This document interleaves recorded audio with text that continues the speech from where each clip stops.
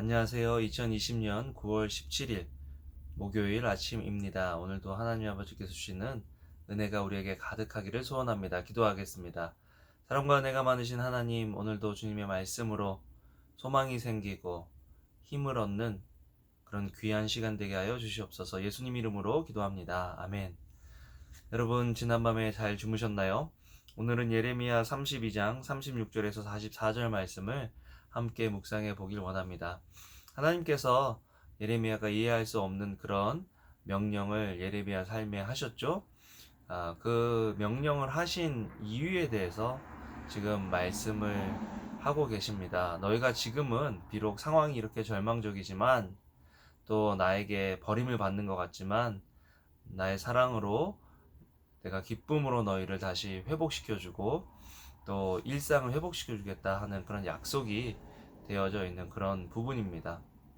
하나님께서 이렇게 예레미야를 통해서 이스라엘 백성들을 위로하시고 소망을 주시는 것들을 보며 하나님의 사랑을 우리가 느낄 수 있습니다. 물론 우리는 우리가 원하는 대로 우리가 원하는 때에 우리가 원하는 방법으로 일들이 되어지지 않으면 실망하고 좌절하고 하나님을 원망할 때가 있는데요.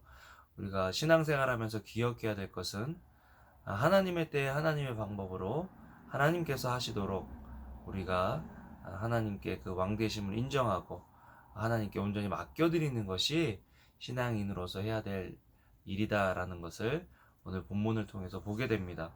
하나님께서 약속하시는 회복은 무엇이냐? 37절에 내 노여움과 분노와 큰 격분으로 내가 그들을 쫓아냈던 모든 땅에서 내가 그들을 모을 것이다. 내가 그들을 이곳으로 돌아오게 하고 그들을 안전하게 살게 할 것이다. 상황의 환경의 회복이죠. 지금은 불안하고 또 적의 습격이 공격이 있을 거고 전쟁으로 황폐게 될 것이지만 이제 온전해질 것이다. 상황적, 환경적 회복을 말씀하십니다. 또한 하나님은 관계적 회복을 이야기하십니다. 이 관계적 회복은 하나님과의 관계의 회복을 말씀하십니다. 그들은 내 백성이 되고 나는 그들의 하나님이 될 것이다. 관계의 회복, 하나님과 관계의 회복은 예배죠. 예배의 회복이 곧 하나님과의 관계의 회복입니다. 또한 하나님께서 말씀하시는 회복은 가정의 회복이다. 그리고 내가 그들에게 한 마음과 한 길을 주어 그들이 자기와 자기 자손들의 복을 위해서 나를 항상 경외하게 할 것이다. 참 재밌는 것을 보면요. 사람들이 자기 마음대로 살고 또 하나님과 상관없이 살아도 자식은 사랑하는 것 같잖아요. 그런데 하나님께서 말씀하시는 것은 뭐냐면요. 35절에 어저께 본문이죠.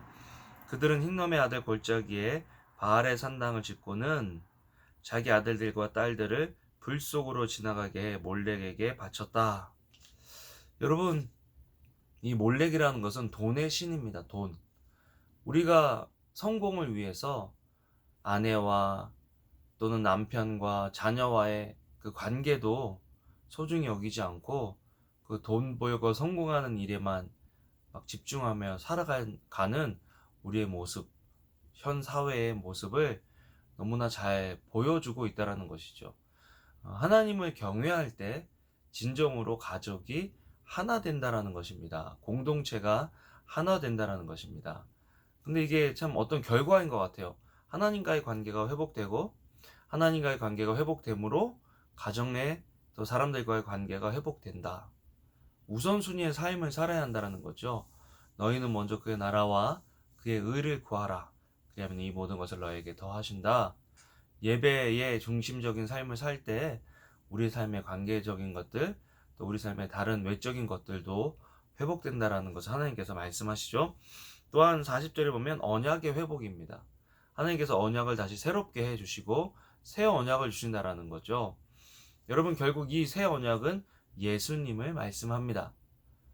결국 이 언약적 하나님께서 말씀하시는 온전한 회복은 예수님이 오셔야 가능하고 또 그 예수님께서 준비하신 예비하신 그 천국으로 우리를 인도하실 때 온전한 회복이 가능하다는 것을 우리는 알아야 합니다.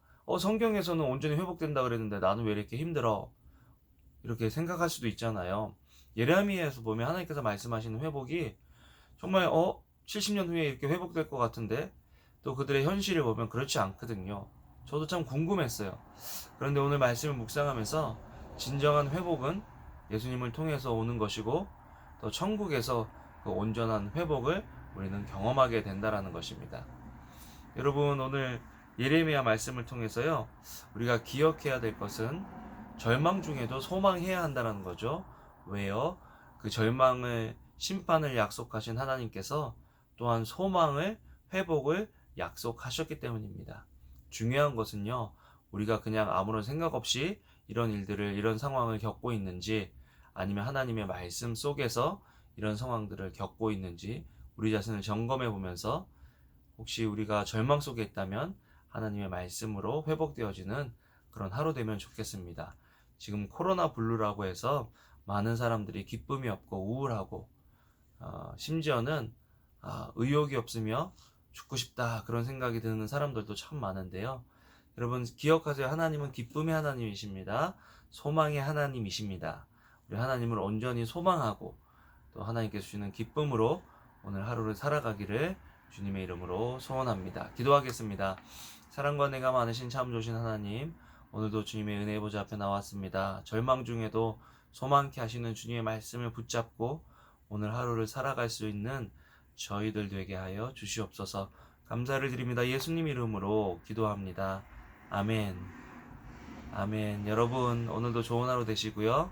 사랑합니다.